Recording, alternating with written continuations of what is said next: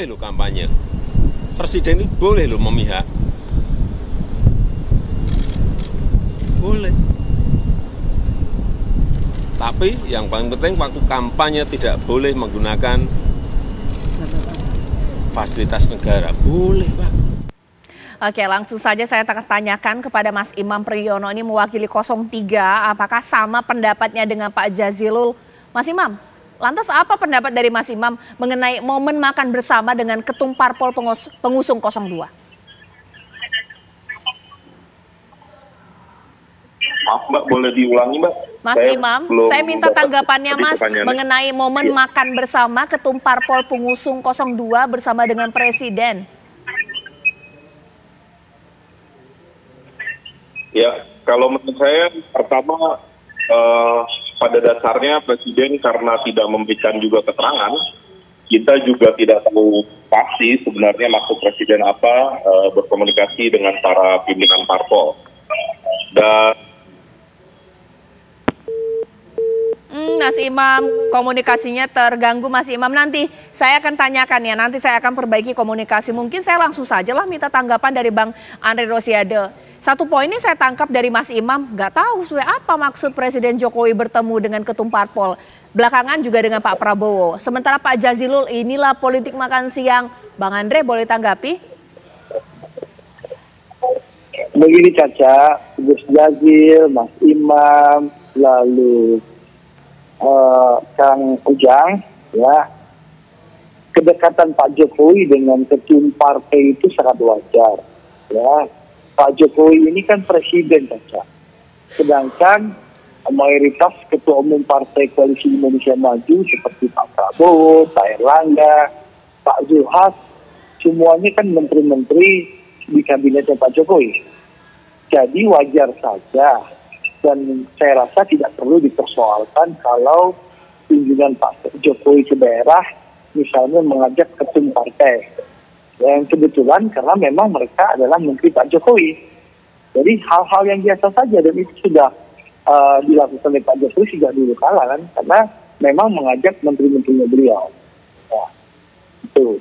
Kalau dengan Pak Yusril, walaupun Pak Yusril bukan menteri, tapi hubungan baik antara Pak Jokowi dengan Prof. Yusril kan sudah sejak lama. Bahkan juga kader PBB itu wakil menteri tenaga kerja juga ada di kabinet sebagai wakil menteri tadi saya sebutkan. Nah, lalu mungkin pertanyaannya nih, berapa hari yang lalu Pak Jokowi hari Minggu ya, kalau tidak salah, bertemu dengan Ketum Demokrat Mas AHY di Jogja. Saya rasa juga tidak ada yang salah dalam pertemuan itu.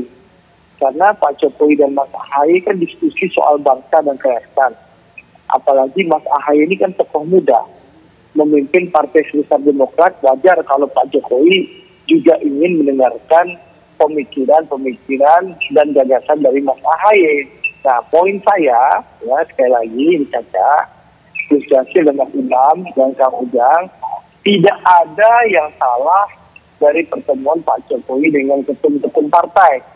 Kalaupun dari pertemuan itu ada yang mendefinisikan Jokowi, Pak Jokowi berpihak kepada 02, sekali lagi tidak ada aturan yang dilanggar. Okay. Apalagi kita tahu Pak Jokowi ini pemimpin bangsa, Kak, orang yang tidak suka cari musuh. Beliau ingin merangkul semua pihak. Baik. Nah, gitu, Cak. Oke. Nah, sekarang fokus kami itu, Cak, apa, Cak? Iya, boleh dilanjutkan fokus kami singkat. di TKN adalah fokusnya memenangkan Pak Prabowo dan Mas Gibran satu putaran. Ya, kami di TKN fokus mensosialisasikan program Pak Prabowo dan Mas Gibran.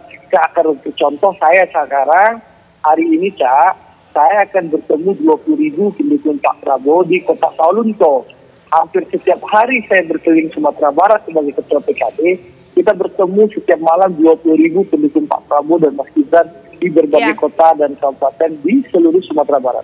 Jadi kita bekerja terus ke lapangan, bukan sekedar omong-omong, sehingga target kami ya insya Allah satu putaran bisa terwujud, karena kami bekerja, ya bertemu dengan rakyat, mensosialisasikan program ke rakyat, bukan sebatas omong-omong. Begitu, Cak.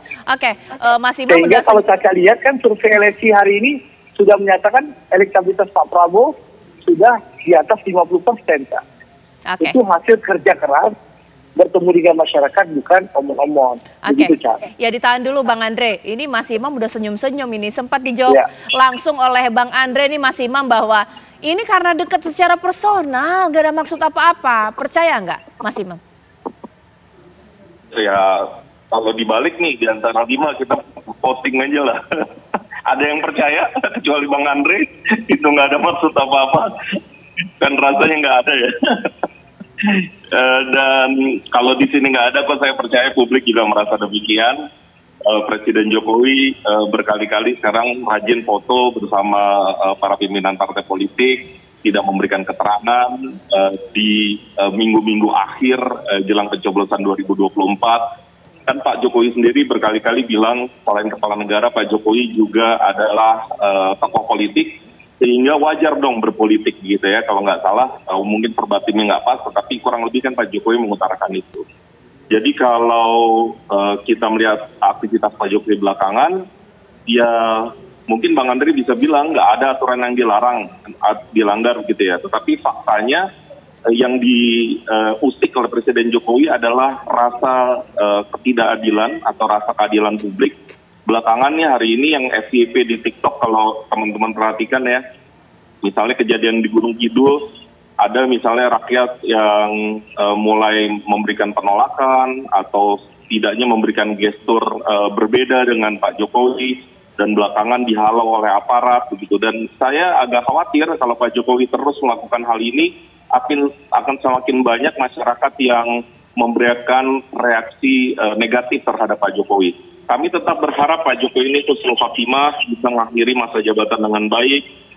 Mari dan insya Allah Mas Ganjar dan Prof Mahfud juga akan melanjutkan kerja-kerja dari Pak Jokowi yang banyak yang belum selesai, banyak yang belum optimal. Tetapi yang bagus akan kami jaga, akan kami rawat, akan kami tempatkan pada catatan buku sejarah ya, dengan tinta emas, tapi yang belum akan kami selesaikan. Okay. Tetapi kami mohon Pak Jokowi bisa menjadikan dirinya teladan, contoh yang baik, memberikan edukasi politik yang baik kepada publik, dan mari Pak Jokowi kita rangkai sejarah bangsa ini dengan baik. Okay. Saya ini tidak pernah berputus asa untuk terus memberikan himbauan, nasihat begitu ya, karena saya yakin ya hidayah itu bisa datang kapan aja. Mana tahu kalau hari ini belum, kemarin belum, ke depan Pak Jokowi bisa mendapatkan hidayah dari Allah Subhanahu Wa Taala dan mengambil sikap yang lebih bijaksana, karena kemaslahatan itu lebih baik dibandingkan politik-politik elektoral yang sangat sesaat, dan rasanya Pak Jokowi bisa melampaui itu begitu ya. Pak Jokowi adalah presiden kita, kepala negara, dan mari berikan contoh yang baik kepada anak-anak bangsa. Baik. Nanti sesaat lagi saya minta tanggapan dari Pak Jazilul. Dijawab diplomatis juga oleh Bang Andre di sini. Ini kan ketemu karena memang dekat secara personal. Berarti yang nggak ketemu nggak deket kali. Wah, seperti itu kah? Nanti sesaat lagi akan kita bahas. Bahkan juga kita tahu bahwa berkali-kali Presiden Jokowi melakukan perjalanan politiknya ke daerah-daerah yang adalah kantong banteng. Usai jeda berikut.